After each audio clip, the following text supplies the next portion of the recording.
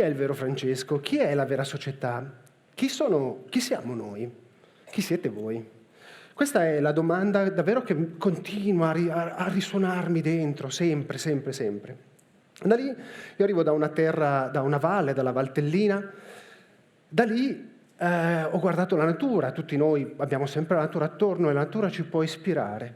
E ho cominciato a cercare di chiedermi anche chi è una vera pianta di mele, cosa fa una pianta di mele, cosa produce una pianta di mele.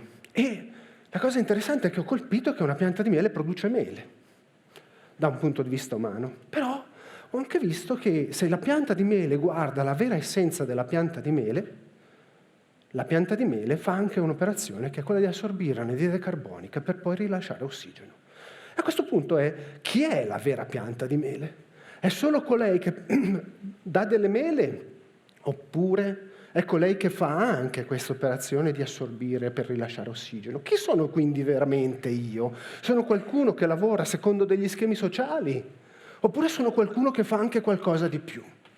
Al che ho cominciato a ragionare su quelli che sono gli schemi sociali. E ho cominciato a scoprire una cosa per me super interessante. Ho cominciato a vedere che il mondo è pieno di regole rotte, delle regole sociali rotte, delle regole di cooperazione rotte. Ho cominciato a pensare quindi che le regole rotte dovevano essere rotte. Quindi ho cominciato a mettermi come mantra mio il fatto di rompere le regole che erano rotte. E quindi la pianta di mele non solo produrre mele, ma anche produrre ossigeno. Di fatto nessuno ha istruito la pianta di mele per produrre ossigeno, lo fa da sola. Quindi la pianta di mele sa veramente chi è la vera pianta di mele. Io, insomma, ci sto un po' pensando, no, su chi è il vero Francesco. Poi nella vita ognuno di noi si fa un po' i conti su quello che gli succede, chi va a fare un lavoro piuttosto che un altro. E io mi sono trovato in qualche modo a capire, cercare, a condurre aziende, a fondare aziende, condurre aziende, e mi sono trovato sempre in qualche modo ad essere, diciamo, a capo di qualcosa. E da lì ho detto, ma qual è il vero senso di quello che facciamo? Dov'è? Chi siamo noi? E guardando le montagne ho cominciato a pensare, mi sono visto come quello che raccoglieva cuore a un certo punto, che è l'ossigeno che viene prodotto. E guardando le montagne della mia carissima valle ho cominciato a dire, ma guardando la cima è un po' il posto di questa montagna in cui io voglio andare su. È un po' come se fosse il mio obiettivo. Se voi chiedete a un alpinista che cosa vuole fare nella vita, vuole andare in cima alle montagne per scendere. E a questo punto nelle organizzazioni ho detto, cavolo, qual è l'organizzazione? Qual è la cima della nostra organizzazione? Chi siamo veramente noi? Perché siamo un'ottima organizzazione che produce delle ottime mele, non facciamo mele, però produciamo delle ottimi servizi, ottimi prodotti, il mercato ci riconosce che siamo molto bravi, ma qual è il nostro vero proposito? Chi siamo noi veramente? E che cos'è l'organizzazione veramente? E da lì abbiamo cominciato a darci collettivamente delle risposte. E quindi abbiamo cominciato a capire a darci un senso, a dare il senso all'organizzazione, all'azienda nella quale tutti noi lavoravamo, o come mi piace di più pensare, all'azienda nella quale tutti noi serviamo. Noi siamo servi del nostro vero essere. Perché noi pensiamo se volete pensare che cos'è il futuro, tanti mi dicono, dovremmo lasciare un futuro migliore. Dobbiamo lasciare un futuro migliore? È una domanda? Secondo me no. Secondo me dobbiamo lasciare un presente migliore. Perché se ci pensate bene, tutti noi qua oggi io sono in piedi su questo punto rosso, voi siete seduti e ci troviamo in una condizione in cui qualcuno domani si risiederà o ritornerà in piedi su questo palco. È come se io in questo momento stessi già frequentando il futuro di qualcun altro. Ma allora io devo pensare al suo futuro e quindi proiettarmi da quella parte, oppure devo pensare che questo punto rosso e la vostra sedia in qualche modo deve essere preservata, deve essere vissuta bene. E quindi deve essere lasciata, perché quello è già un futuro in prestito che avete da qualcun altro. Allora, se io comincio a pensare che è in prestito da qualcun altro, comincio a capire che come qualsiasi prestito che io ottengo, vado da una banca a chiedere dei soldi in prestito, li devo ridare indietro. Quindi questo qualcun altro che arriverà dal futuro mi darà, dovrò riconsegnarlo il suo futuro, perché ce l'ho in prestito. Una banca generalmente mi chiede degli interessi attivi. e quindi dovrò dare indietro anche degli interessi attivi. E questo è il senso di quello che devo fare. Quindi non devo costruire un futuro migliore, ma devo costruire un mio presente migliore. È solo con quell'azione lì che riconsegno il futuro di chi verrà dopo di me su questo palco, di chi verrà dopo di voi su quelle sedie, di chi verrà dopo di noi. È davvero sistemico, è sempre un discorso più grande di chi arriverà dopo di noi per trovare il mondo. Se ci pensate, ci sono grandi artisti, pensiamo al David di Michelangelo, sono opere d'arte che riescono a resistere centinaia di anni e quindi riescono a hanno preso in prestito tutto il futuro e lo stanno riconsegnando. La magnificenza dell'arte. Ora, pensate come cambia il sistema se un'azienda comincia a ragionare con questo termine, che ha in prestito un futuro. Pensate alla relazione che c'è con un cliente. Il cliente consegnate solo delle mele, al cliente o consegnate anche l'impatto che andrete a produrre per costruire quelle mele. I clienti ti scelgono anche per quel motivo. Chiaramente dovete saper fare delle mele buone al mercato attuale. E quindi non potete far spendere 10 volte tanto per le mele, ma pensate all'azienda, l'azienda sta servendo, l'azienda insieme ai clienti stanno servendo un proposito evolutivo. E quindi cosa fa questa organizzazione? Questa organizzazione sa perché lavora. L'organizzazione diventa una piattaforma nelle quali le persone si possono sviluppare, evolvere, possono trovare se stesse. Questo è il senso di un'organizzazione, quindi ha senso avere una gerarchia all'interno dell'organizzazione, ha senso di avere qualcuno che ti dice cosa tu devi fare? No, lo sai già, perché tu sai che vuoi trasformare CO2 in ossigeno producendo mele. Tu sai questo, quindi tu sai che ti devi muovere in quella direzione perché costruirai un impatto sul futuro che ti è stato dato in prestito. Quindi un'azienda può essere auto-organizzata, un'azienda può essere un organismo vivente che continua giorno per giorno ad apprendere ed imparare. Questo è il senso di quello che sta succedendo. Questo è il senso di come, se io riesco a capire chi sono veramente, se io riesco a capire chi siamo veramente, riesco a fare.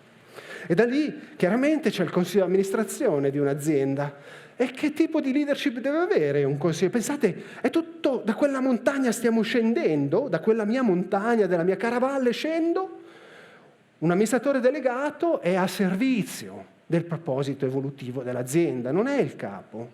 Il capo è il proposito, è quello che noi tutti vogliamo fare. E tutto il resto va al servizio di questo proposito. Si parla di servant leadership. E così anche il capitale. Ora, in Italia siamo fortunati perché abbiamo le società benefit, che sono lo strumento che ci permette di fare questo, abbiamo la certificazione B Corp, eccetera, eccetera. Okay? Quindi il punto vero è che le aziende diventano dei posti, delle piattaforme in cui le persone si possono risvegliare, in cui le persone possono trovare se stesse, in cui le persone danno un senso al lavoro oltre il compenso. Il pane lo paghiamo, quindi il compenso è ragionevole.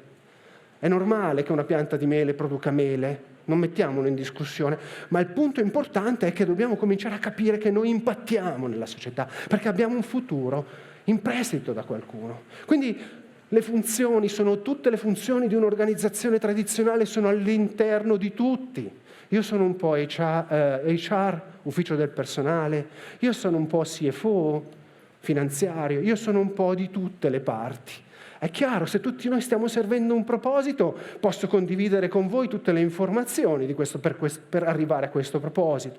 I salari possono essere trasparenti, il bilancio mensile può essere trasparente, il budget può essere a disposizione di tutti quelli che attraverso l'azienda vogliono cambiare il mondo. Pensate se HR, se l'ufficio del personale è all'interno di ognuno di noi che assume le persone in un'azienda che serve un proposito, ma fa mele, ricordiamocelo, fa mele. Se io sono in quella condizione, io cosa voglio? Io voglio che le persone, se io volessi assumere qualcuno che deve lavorare con me, voglio che quella persona sfrutti l'azienda come il luogo in cui quella persona si può sviluppare. Quindi chiederei a questa persona, come prima cosa, so che tu sai gestire le mele, so che tu sai potare, ma voglio anche capire se tu vuoi veramente venire a sviluppare te stesso. E di qua un piccolo pensiero, perché quando si pensa in maniera imprenditoriale si comincia a ragionare e comincia a pensare a che cos'è fare scaling. Un'azienda deve poter scalare. Anche l'impatto che produce un'azienda deve poter scalare, deve poter andare e diventare esponenziale. C'è tutto questo movimento delle exponential organization che dice dobbiamo fare cose.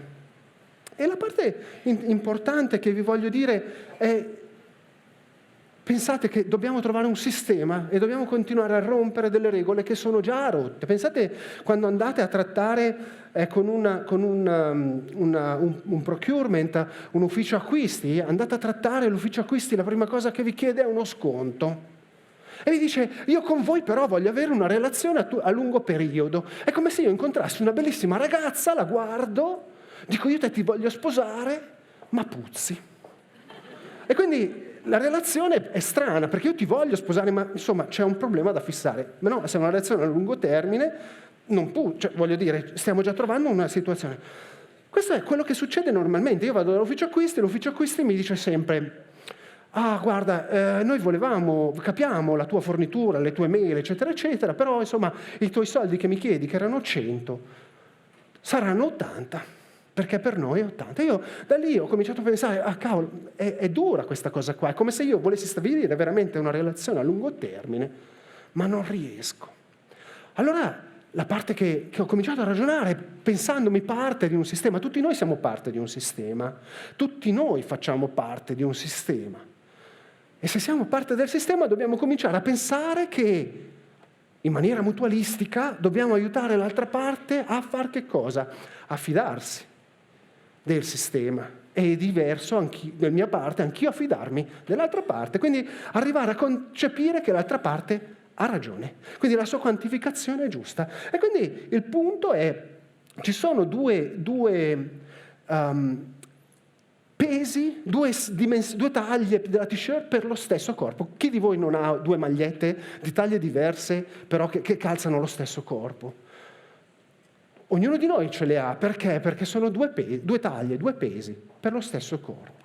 Allora la parte importante, realizzando questo, allora anche il nostro cliente ha ragione. Quindi la sua valutazione è la sua valutazione, la sua percezione di valore. Super interessante questo argomento, se comincio a pensarlo e dico: lo sconto di per sé era una regola che era rotta. Perché è normale chiedere lo sconto, ma perché è normale nessuno lo sa chiedere, è rotto. Il punto importante però è che quello sconto lì è un punto sul quale io posso ragionare, è un punto sul quale io assieme al cliente posso fare un ragionamento in più, perché, ricordiamoci, io voglio espandere l'impatto, il bene che io voglio produrre rispetto al mio proposito, rispetto alla cima della mia montagna. E quindi cosa posso fare? Posso trasformare questo concetto di differenza di prezzo e costruirla come se fosse una scommessa. Quando vado al casino e faccio una scommessa pensando di vincere tutto. E quindi pensando di prendere questa scommessa, questi soldi di differenza e dire: noi li vogliamo scommettere per il nostro proposito evolutivo. Perché vogliamo amplificare il chi siamo noi. Se ci pensate, io sono partito da quando avevo 13 anni a chiedermi chi sono io veramente. Poi all'interno delle organizzazioni in cui ho vissuto, con i miei colleghi ho sempre detto: chi siamo noi veramente? E a questo punto con i clienti e anche i fornitori e tutti i portatori di interesse ho chiesto: ma noi chi siamo veramente? Chi siamo ancora di più?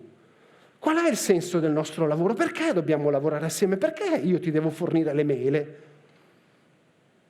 E la cosa interessante è che, ragionando in questi termini, anche corporate grandissime capiscono e dicono: vero, stiamo facendo qualcosa di importante. Quindi puntiamo questi soldi come se fosse una scommessa e dichiariamo una interdipendenza tra le due parti. Quindi dichiariamo che queste due parti sono tra di loro interdipendenti per costruire o per riconsegnare un futuro a qualcuno che verrà, per quello che vi dicevo.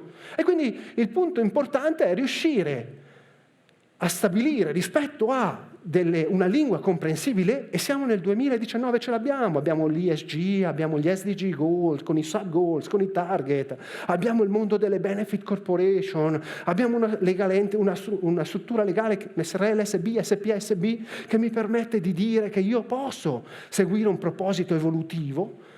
Dichiariamoci per come noi vogliamo lasciare impatto nel mondo e andiamo. Un esempio: potremmo commissionarci con un cliente, magari un'assicurazione o una banca, e dire: guarda, io vedo che tu produci tanta carta per i tuoi elaborati. Facciamo così, prova a ridurla. Se tu la riduci, io questa cifra la scommetto assieme a te sul fatto che tu riuscirai a ridurre carta. Ridurre carta per la maggior parte delle volte oggi vuol dire tagliare alberi. Vuol dire impattare. Non li vedo chiaramente gli alberi qua, però se penso a questo futuro che devo riconsegnare, magari un giorno li vedrò anch'io, quegli alberi che avrò segato. E pensate che cosa interessante se poi ci aggiungo anche l'ingrediente legale. E quindi dico, caro cliente o caro fornitore, posso fare la stessa cosa anche con un fornitore. Sul fornitore posso andare a creare, a chiedere di rendere le sue persone più felici. La felicità si misura. Si chiama psicometria, quindi io posso fare delle survey settimanali per misurare la felicità.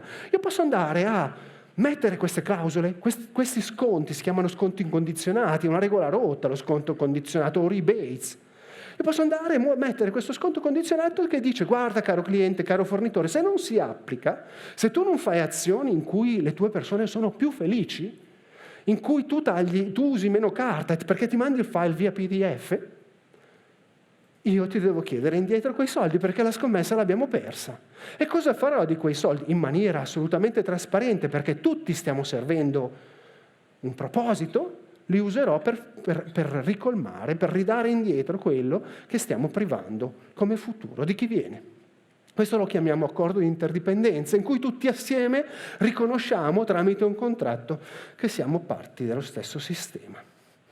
Con questo, quello che voglio dirvi è che con le nostre azioni, se continuiamo a vivere seguendo le regole e non cerchiamo di mettere in discussione certe volte delle regole, non dico di violarle, ma dico semplicemente di rielaborarle, di digerirle. Abbiamo uno stomaco e un grandissimo apparato digerente, possiamo veramente essere dei grandi digestatori. E quindi se noi non cominciamo a vedere queste regole, se noi non cominciamo a capire che impatto e scalare l'impatto che noi produciamo, non faremo qualcosa di efficace per il futuro. E l'ultimo messaggio che vi voglio lasciare è che ognuno di noi con le sue azioni produce impatto e disegna nella sua vita. L'impatto può essere positivo, neutro o per me neutralizzante e negativo. Sta a noi la scelta, però ogni volta io, nel momento che metto un piede avanti, produco quell'impatto. Trovando solo noi stessi, trovando solo il modo con il quale noi agiamo, possiamo dipingere il mondo che vorremmo. Tutti noi stiamo dipingendo. Namaste.